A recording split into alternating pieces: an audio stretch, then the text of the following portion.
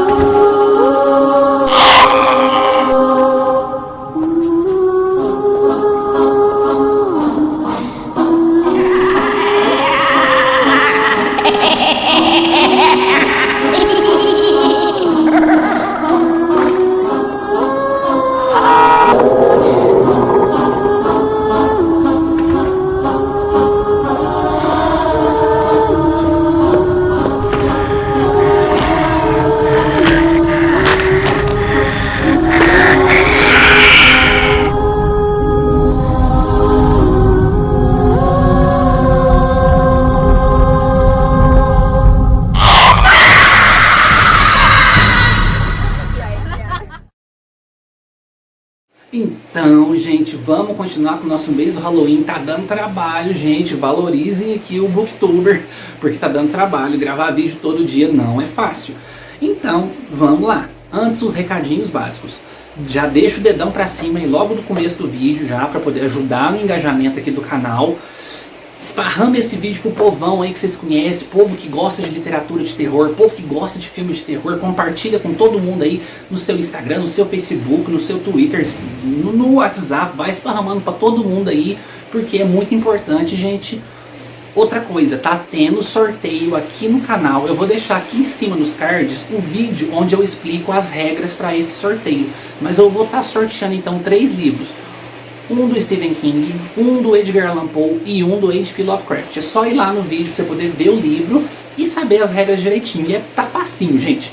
E outra coisa, eu criei uma wishlist lá na Amazon, que é uma listinha então com livros que eu quero ler, livros que eu quero comprar e tudo mais. E se você quiser incentivar o canal a continuar em frente, continuar tendo vídeo constante aqui, apresentei seu Booktuber aqui, apresentei o Rubens aqui, vai lá na minha wishlist e compra um livrinho e manda pra mim. Ele já manda direto pro meu endereço já, porque infelizmente eu não tenho caixa postal, então tem que ser desse jeito. E isso incentiva demais, gente, vocês não sabem o quanto incentiva a gente a continuar com os vídeos, a continuar com a leitura, a continuar postando as coisas, porque querendo ou não, o YouTube é uma terra complicada, é uma terra difícil, ainda mais um canal como o meu aqui, que é um canal do nicho, né? Que fala de literatura, que fala de literatura de terror, que fala de literatura de terror antiga. É o nicho do nicho, é como a Bárbara costuma falar. Então, o jeito de eu continuar incentivado, continuar animado com o canal, é ver que vocês estão dando um retorno. Então, deixa o dedão pra cima aí, compartilha pra todo quanto é lado, comenta aí embaixo bastante e manda um agradinho aí pro seu Booktuber aqui, pro Rubens. E outra coisa, eu tava esquecendo, gente, nós batemos 10 mil inscritos. Olha pra vocês verem que povo que tem bom. Nossa senhora, até que enfim, 10 anos, 10 mil inscritos. Foi 1.000 inscritos por ano aí, né? E para poder, olha a chuva, para poder comemorar isso, nós vai ter live especial aqui no canal. No sábado, eu não sei se às 21 horas, às 9 horas da noite, vai ter uma live aqui no canal, onde a gente vai conversar, bater um papo, a gente vai comer. Eu não sei se vai ser pizza, se vai ser torta, vamos ver uma coisinha ali, uma coisinha gostosa, a gente vai comer uma coisinha gostosa e eu vou ler um ou dois contos aí de terror mais curtinhos aí pra vocês, pra gente poder entrar no clima, comemorar e tudo mais. E pode ser que eu conte algum relato de terror aí também dos meus parentes aí. Minha filhota vai estar aqui, então espero todo mundo aqui no sábado, nesse sábado agora, às 21 horas. Então agora chega de recado e vamos falar do que nós está interessado aqui, que é o conto de hoje. E o conto de hoje é o que eu disse pra vocês. O horror da colina. Olha pra vocês verem que legal essa ilustração, povo. Escrito pelo norte-americano Robert E. Howard. Ele é muito famoso por lançar nas Weird Tales, nas Pulp Fictions, as Pulp Magazines da década de 30 e tudo mais.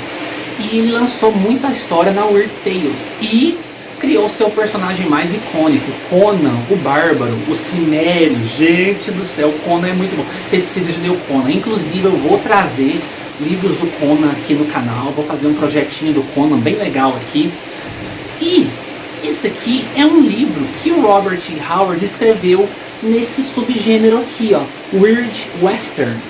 E é um subgênero bem nichado também e pouco explorado, pelo menos naquela época, tanto é que ele é considerado um dos pioneiros desse subgênero, que misturava então histórias de faroeste com histórias de terror, com histórias de horror gótico, com histórias de horror cósmico, esse tipo de coisa. Ele era muito amigo do H.P. Lovecraft, né, o carinha de bunda.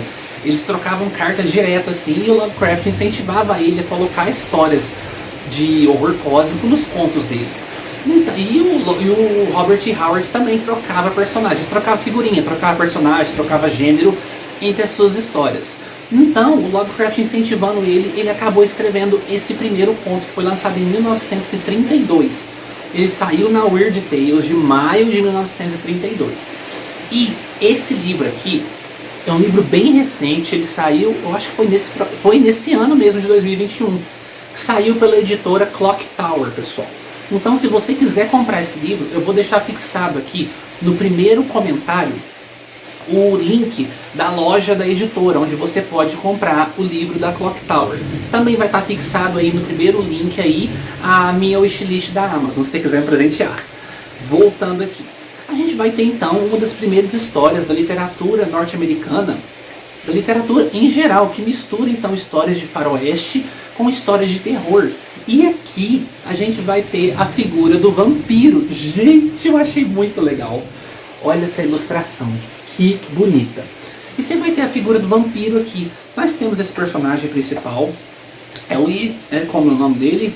É o Steve Brill, é o Sr. Brill. Ele é um homem da casa dos 40 e poucos anos. Ele vive na sua fazenda ali no tranquila, assim, no meio do Velho Oeste e tudo mais. E próximo à casa dele tem uma colina, que eram essas colinas artificiais construídas pelos índios nativo-americanos.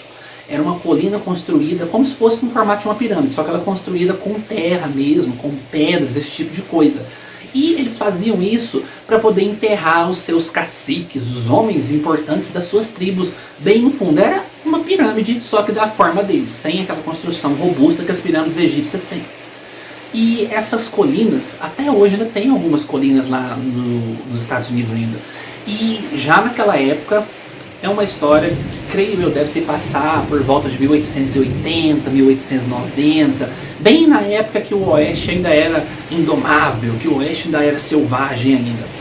E ele fica de olho naquela colina e tudo mais, e fica dando umas vontades dele de ir explorar essa colina, ver se tem alguma coisa ali, pode ser que porventura tem algum tesouro. Ele começa até a fantasiar que o tesouro, as moedas espanholas, lá de 1600 e pouco, podem estar escondidas ali. Que tem toda essa lenda, né, essa mítica, que o tesouro espanhol foi roubado por fora da lei e foi escondido por todo o Oeste e ninguém nunca sabe onde é que esses tesouros estão, né? E tem essa história então, e ele fica com esse negócio na cabeça. E ele acaba conhecendo um mexicano, e a gente sabe, quem acompanha histórias de faroeste, filmes, livros, esse tipo de coisa, sabe que as minorias, mexicanos, asiáticos, índios, mulheres, eles eram muito marginalizados, muito maltratados, sempre vistos como figura de preconceito, com a xenofobia e com um olhar bem negativo, né? A mulher era só para poder casar, ter filho, procriar, tomar conta da casa, era aquilo. E os chineses, que era a mão de obra maior no Velho Oeste, eram os chineses que eram usados para construir então as ferrovias, que estavam começando a se espalhar por todo os Estados Unidos, inclusive o Oeste. Então eles eram contratados, entre muitas aspas, era quase um trabalho escravo, para poder construir essas ferrovias, esses trilhos e tudo mais. Então eles eram muito mal vistos. Os índios, a gente não precisa nem de falar, né? Eles eram vistos como selvagens, monstros, bandidos e coisas horríveis. E os mexicanos eram vistos como oportunistas, que estavam vindo das suas fronteiras para terras sem lei e que estavam querendo ganhar pedaços de terra ali. Então eram uma minoria muito mal vista. E a gente vai encontrar, então nosso protagonista vai encontrar com esse mexicano. Esse mexicano é um vizinho dele, assim, é o vizinho mais próximo dele, mora em uma cabaninha bem precária, assim, bem longe. E esse mexicano conta pro nosso protagonista, um americano, cowboy, conta pra ele então que não é pra ele poder mexer, envolver com essas coisas de mexer com aquela colina não. Gente, tá relampeando. Não é pra ele envolver com esse negócio de colina não, porque esse trem vai dar errado, porque ali tem uma maldição, ali tem uma coisa ruim e tudo mais. Aí o cara, né, o cowboy fica instigando ele, não, me conta, o que você acha que tem ali, você sabe da verdade, me conta. E o mexicano fala, não vou contar porque eu prometi pro meu bisavô que eu só ia contar o mistério dessa colina aqui pros meus próprios filhos do meu sangue. E como você não é parente de sangue meu, eu não posso te contar. Aí o cowboy, muito esperto, vai e fala, então escreve, já que você não pode falar oralmente, escreve pra mim. Ele fala, boa ideia, eu vou escrever, mas contanto que o senhor apaga, que pega esse papel, lê a história, queima e nunca mais conta pra ninguém da sua boca. Então tá, o mexicano vai pra casa dele então e fala que vai passar a noite trabalhando nesse manuscrito, contando toda a lenda, todo o mistério ao redor dessa colina próxima à casa deles, às fazendas deles. O mexicano nem é bem uma fazenda, era só uma tapera mesmo, uma casinha bem velha mesmo, ele nem tinha terra ao redor e tudo mais. E o cowboy aqui já tinha um pedaço de chão dele, né? Que era como eles costumavam dizer, os cowboys da época, né? Então, o mexicano vai para a casa dele e o cowboy norte-americano, muito do teimoso, aqueles americanos da cabeça dura, aqueles americanos daquela época, nossa, bem assim, estereótipo mesmo daquele cowboy turrão e burro, vai lá mexer na colina. Ele sobe lá e começa a cavar, e começa a cavar, e começa a cavar e desenterrar. Ele chega na parte onde está cheio de pedras, é como se fosse uma caverna feita com pedras, ele começa a tirar as pedras. Quando ele começa a tirar as pedras, vem uma lufada de ar frio na cara dele. Ele olha lá dentro, e tá muito escuro, e ele fica com medo de acender um lampião, uma vela lá e explodir, porque pode ter gases de corpo, se for enterrado uma pessoa ali, pode ter alguns gases que esse corpo liberou e pode ter explosão, fagulha, alguma coisa assim. Gases de... coisa assim de minério, né, gente? Eles tinham muito esse conhecimento, né? E ele resolve então voltar lá no outro dia, quando tiver de dia, para ele poder ver o que tem lá dentro. Ele vai para casa da fazenda dele e fica esperando. Aí começa a acontecer uns trem esquisitos. Chega de noite, ele começa a ter a impressão de que tem alguém olhando ele da janela. Ele dorme com a janela aberta, porque embora seja uma noite escura, tá quente, tá calor, então ele dorme com a janela aberta. Ele fica com a impressão que tem alguma coisa olhando dele na janela. Ele começa a ficar arrepiado, ele não sabe porquê. Ele fala mesmo que ele é um homem bruto, que ele é um homem sistemático, não tem medo dessas coisas paranormal, que essas coisas não existem, mas ele não sabe explicar o porquê desses arrepios, dessa sensação ruim que ele está sentindo. E ele olha para a janela e ele tem a impressão de ver dois pontinhos luminosos brilhando na janela. Um negocinho estranho lá. A gente, como bom conhecedor de histórias de terror, já dá para poder perceber que é um par de olhos brilhantes que está olhando para ele lá, né? Então, a história vai continuar em frente porque ele vai na casa do mexicano. E ele vai encontrar um mexicano morto, com 2 furos no pescoço. Ele vai achar então um papel todo rabiscado, escrito a muita pressa, contando a lenda dessa colina. Ele pega esse papel e resolve ler. Eu paro de contar por aqui. Gente, que história legal. Gente, é muito bom. Essa edição aqui, o conto tem 20 páginas. Umas 20 páginas. É um conto gostoso de ler. A escrita do Robert E. Howard é uma escrita assim, muito gostosa, uma escrita bem simples, uma escrita bem rápida, bem objetiva. É uma escrita assim que você fica empolgado com a história. Nas cenas de ação, então, ele sabe compor a narrativa de uma forma que você fica viciado na história. Você não consegue parar de ler. E o negócio vai ficando cada vez mais feio. E a gente tem então essa história de Velho Oeste, mas começa a ter umas pitadinhas de terror aqui e ali. Como eu disse pra vocês, e isso não é spoiler, tá desde assim da própria introdução do livro, assim, o prefácio do livro, é uma história de vampiros. E a gente vai ter um vampiro bem subversivo aqui, com as características do vampirismo, mas também características próprias que o Robert E. Howard quis colocar no vampiro dele. Eu vou ver até de novo mostrar, porque a ilustração ficou perfeita demais. Olha lá, o nosso cowboy aqui e o vampiro cowboy índio lá de trás.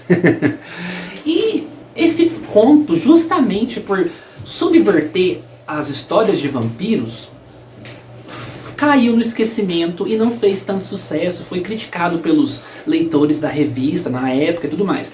Vamos contextualizar que na época, que era 1932, em 1931 tinha sido acabado de lançar nos Estados Unidos pela Universal Pictures o filme Drácula, com Bela Lugosi.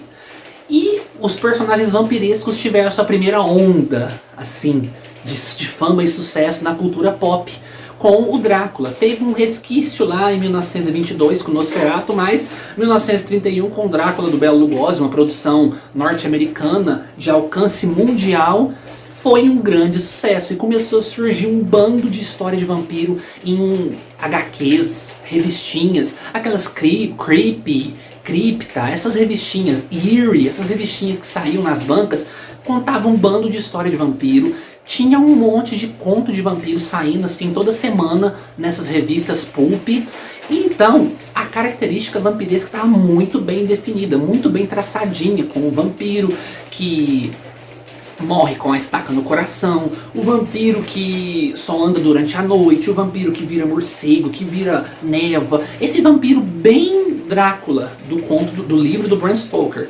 E chegou o Robert E. Howard aqui e fez uma coisa totalmente diferente. O povo não gostou. Ele colocou, claro, ele respeitou algumas coisas, como o fato do vampiro ter as presas, né? Mas ainda, o olho brilhar, mas ainda assim o povo não gostou. O povo era bastante purista, né? Até hoje, né, gente? Quando você pega uma história de vampiro, a história de vampiro subverte demais o personagem, né? O monstro em si, o povo já torce o nariz. Vide aí Crepúsculo aí com os vampiros que brilham, né? Voltando aqui. Foi um conto que foi bastante subestimado, foi bastante criticado pelos leitores na época. Tanto é que a Weird Tales tinha uma seção de cartas dos leitores. E eles publicaram nessa edição de maio, né? Eu acho que foi maio. Eu toda hora esqueço, meu povo do céu. Mas assim que esse conto foi publicado, na outra edição, na edição seguinte a essa, veio a seção, isso mesmo, em maio, veio a seção de cartas dos leitores. E o povo não gostou. Todo mundo criticando, falando que o Robert E. Howard destruiu o vampiro, que o Robert E. Howard pegou história de faroeste, que era uma coisa tão americana, tão boa, e misturou com esse mito do vampiro, que é uma coisa tão europeia, e o povo não gostou, e foi aquela decepção por Robert E. Howard. Ele insistiu mais algumas vezes, como vocês podem ver aqui nesse livro aqui. Nesse livro, se eu não me engano, estão reunidos todos os contos que o Robert E. Howard fez com essa temática de Weird Western, né, de história de faroeste com terror. E não foi muito não, povo. Infelizmente foi pouca coisa. Só contar aqui, 11 contos, povo. Olha pra vocês verem, só 11 contos. E a carreira dele também terminou bem prematura, né, bem precoce, né. O Robert E. Howard, infelizmente, teve um final super trágico. Ele se matou, se suicidou no carro dele com uma arma emprestada de um amigo em 1936. Olha aqui, esse conto foi publicado em 1932, poucos anos depois. Tem pessoas que dizem que ele se suicidou pelo fato da mãe dele estar praticamente moribunda e deram confirmação de que ela não ia acordar mais do coma que ela tinha entrado, e ele era muito apegado à mãe dele. Tem o fato de ele não ter tido sucesso nas coisas que ele queria, porque ele publicava histórias de faroeste convencional, publicava histórias de terror cósmico. Tem até um livro dele aqui, que são essas histórias aqui, ó. O Mundo Sombrio, Histórias dos Mitos... O Mundo Sombrio, Histórias dos Mitos de Cthulhu, de Robert E. Howard. São vários contos que o Robert E. Howard fez com essa temática do horror cósmico, horror Lovecraftiano. Ele fez várias histórias de terror convencional, ele fez as inúmeras histórias, várias do Conan o Bárbaro, mas ele gostava de escrever história de faroeste e ele estava pegando... Tem até uma carta dele aqui, que ele fala, eu acho que é uma carta pro Lovecraft, que ele fala que ele tava pegando um gosto bastante assim forte nesse tipo de história de faroeste com terror, de weird western. E o fracasso de público e também, né, de público, de crítica das histórias dele nessa pegada aqui, desmotivou ele demais. Também tem muitos fatores que levaram ele a esse suicídio, pessoal. E foi muito triste, o Lovecraft ficou arrasado, eles eram amigões, assim, eles nunca se encontraram pessoalmente, mas eles eram amigões de cartas, assim, de trocar carta toda semana. E o Lovecraft ficou arrasado, foi um baque pro meio literário em si, foi bem chocante mesmo. E é muito triste, né, gente? É uma tragédia terrível. A gente perdeu um talento desses aqui, de forma tão trágica, de forma tão triste, de forma tão angustiante, né? Gente, vamos pensar, se ele tivesse vivido o máximo que a sua vida poderia existir, vocês imaginam o que é a preciosidade que ele teria escrito, gente? Que é coisa que ele teria feito? Imagina o como ele ia ficar orgulhoso de ver o personagem dele, o Conan, brilhando no mundo inteiro, ganhando filme, ganhando desenho, ganhando HQ, quadrinhos. Nossa, ele ia ficar muito feliz. E eu acho que ele ia ficar bastante feliz de ver que as histórias de Weird Western dele estão sendo publicadas hoje, em 1920... em 2021. Depois de tanto tempo que ele escreveu elas. Tá aqui o livro chegando aqui no Brasil, sendo publicado, sendo comentado, sendo divulgado e o povo gostando. Então eu acho que ele ia ficar muito feliz com o sucesso, o alcance que as histórias dele estão tendo hoje em dia. Então fica aqui a minha homenagem a esse autor. Eu espero que aonde quer que ele esteja, ele consiga sentir o amor que os fãs dele têm por ele, pelas histórias dele, pela criatividade dele, pela mente incrível que ele tinha. Que ele consiga ver o reconhecimento que ele tem e que ele fique feliz com o legado que ele deixou aqui na Terra, nessa encarnação que ele viveu como Robert E. Howard. É isso aí, povo. Eu espero que vocês tenham curtido o vídeo. Fica a dica. E, como eu disse, o livro saiu pela editora Clock Tower.